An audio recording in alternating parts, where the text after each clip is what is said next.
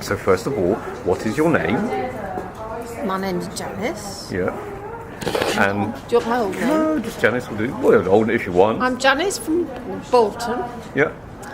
I did a cruise on the Sir Winston Churchill many years ago when I was 19, and I was hoping to go to some far-flung shore, but then found out the cruise that I could go on was from the Clyde, going through the Scottish Isles, round the top of Scotland and into Newcastle. So I didn't need my passport, which was a bit of a disappointment to start with, but in retrospect it was one of the most fabulous places to sail, and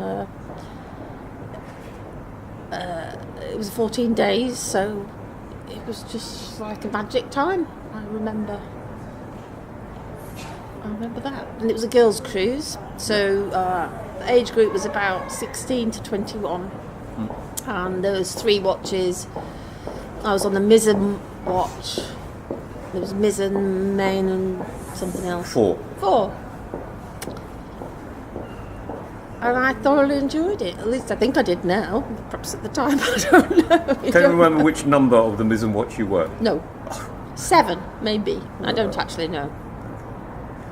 So Everyone had a number, did they? I don't remember that up to part. 13. Okay. Yeah. No, I don't remember. You didn't keep the badge.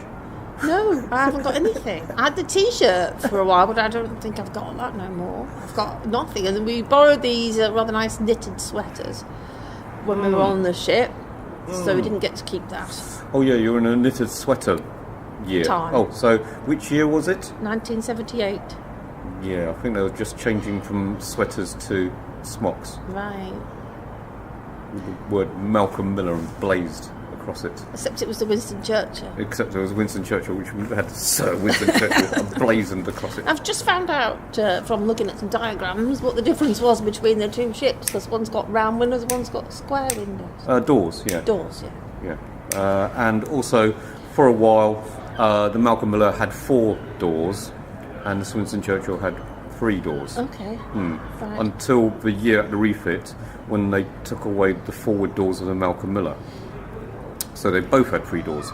And on a commentary by one of the great and good of sail training, John Hamilton, he knew the difference, but he didn't know about this refit issue.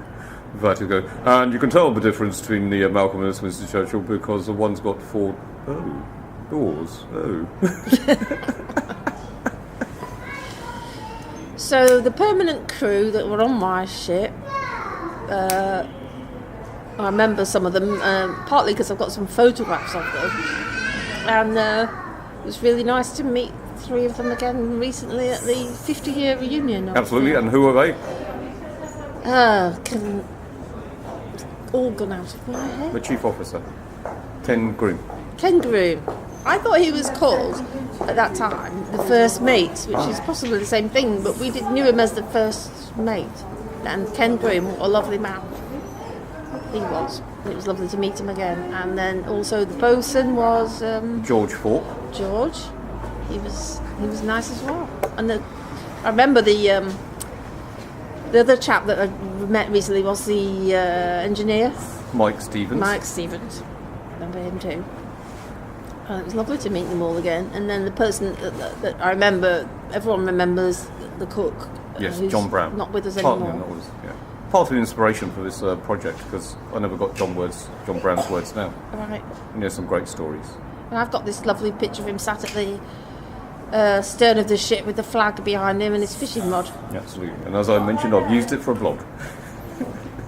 Don't know what he caught, if he caught anything. So we didn't have, as I say, we set off from Greenock on the Clyde, and we did quite a lot of motoring. It was I think it was July, August, and there wasn't a lot of wind. So we motored a lot. We put the sails up and down, but there wasn't a lot of wind for actually sailing when we were in the Western Isles. So towards the end of the cruise, we went through the Pentland Firth and down to Newcastle, and we did have some weather then. So I remember that part as well.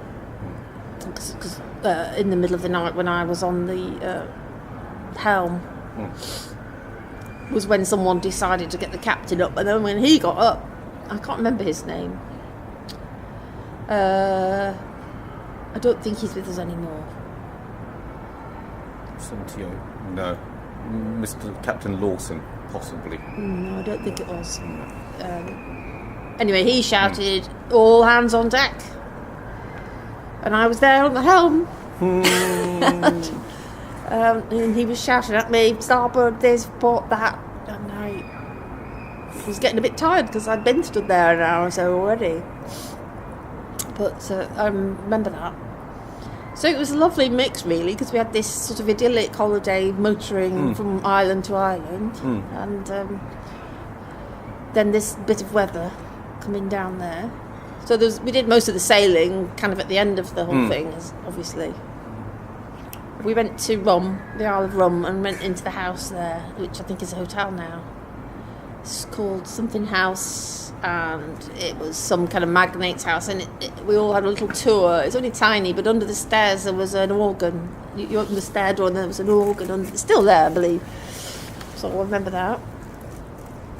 And all the crew said how they loved the girls' cruises because we were all so wonderful.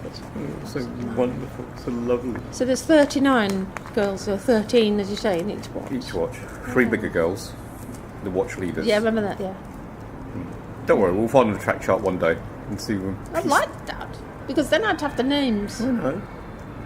We can remember some names, but most people change their name when they get married, so you can't really find them. I've got in touch with one girl from back then. Well, maybe she's got a track chart. No, she hasn't, because she's trying to find her address book, as am I. So, I remember you had to work in the galley. Oh, yeah, okay. Experience of working in galley, please. Did you enjoy? No, because it made me feel sick. Indeed, that's the next question. Did you suffer from seasickness? Not debilitatingly, but I certainly remember having to come out of the galley to do that go thing. over the side. Say it as it is. No, I don't think it was too bad. No, and this is the Churchill galley, yeah. Both the galleys are slightly different. Right. One was easier to be heaving over. It's where the sinks were. Right. I remember the bunks. Was it 3 bunks? 1, 2, 3? Yeah. There were 4 in hammocks. Yeah. Mizzen watch, if it was still the same pattern, would have been more right at the middle of the ship. Yeah. In 2 well decks, and they were 2 up or 3 up. Yeah. I think there was 3 up there. Yeah. Yeah. I think so. Some of them were. I remember having hot chocolate in the middle of the night. I loved being on the bridge in the middle of the night, looking at the light, being out in the open sea. Open sea. Or just out at sea. Can you even remember a sunrise or a sunset? No. I can't. One of the things which I was sad about was that I didn't get to do much climbing of the rigging. Oh, really? And I wanted to. Oh, yeah. So I remember doing the training thing where you went up over through the crow's nest, and basically because I was on the mizzen watch, we never seemed to have to go up there so much. I don't know. And the people at the front, they were always seemed to be up and down the rigging, taking the sails up and down. Luck of the draw. And I wanted to do that. We did man the yard arms as we came into up the Tyne. And I've got a nice picture of everyone just before they left the ship. Oh, everyone in my watch, that is. Yeah. So, pulling together. Lots of young, small ladies pulling together. Did it work to raise a sail? I think so. But it's all very dim. Actually, that's what happened. Must have done. But as I say, when we were actually in the worst weather, I was on the helm. And the other times, we weren't in that weather doing that. Yeah. We did put sails up and down, but not under extreme weather conditions. So didn't really. So distinctly, you remember that experience on the helm? Yeah, I remember that. Very fresh. Really. On and off. Actually, I don't think I was very good at the sail part. I'm not very good at folding things up. There's a lot of folding of those canvas bits. I'm not good at that. But I did. I just joined in. Before the voyage, have you done anything similar? Outdoor activities, camping. Done a lot of walking. Yeah. I'd done walking because I'd been at university for a year then, and I'd joined their walking club. But I'd been walking before, so just walking up mountains really. I hadn't done anything else, and I hadn't really done any sailing at that point. I don't think. They did. Might have done very little. Been on the out on a dinghy a few times in my life. I had done that. But then after that, I didn't.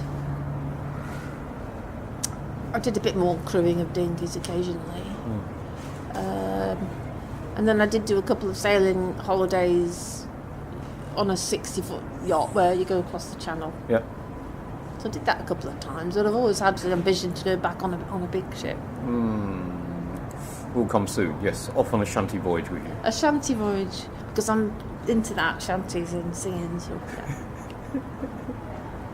yeah. Going back, it's a long time ago.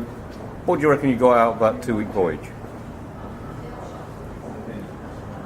It's just a really, really lovely thing to remember, and a love of ships and an interest in ships. Whenever you see there's a tall ship, coming in, you always want to go and look at it. And then both my kids have been on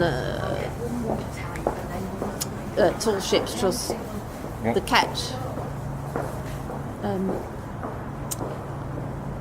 They did that sort of in connection with school, but I encouraged them to do it because it's not quite the same as going on a tall ship, but I think they got the same kind of experience out of it, and I just think it's great, and I think you do learn about being part of a team and having to work with the person on the next bunk, whether they're your favourite person or not. But it was quite sheltered because it was all girls' cruise. There weren't any horrible boys to deal with. Yes, indeed. Being macho and showing off. Yeah. Well, yeah. I'll tell you something about that. Off record, obviously. Anything else you'd like to say? For the record. I just think it was a wonderful thing, and I think as many kids as possible should get the chance to do it. I think that soundly rounds it up. Well, thank you very much for your time, Janice. This is Weening Chan reporting as always from Albert Dock, Liverpool. Bye for now.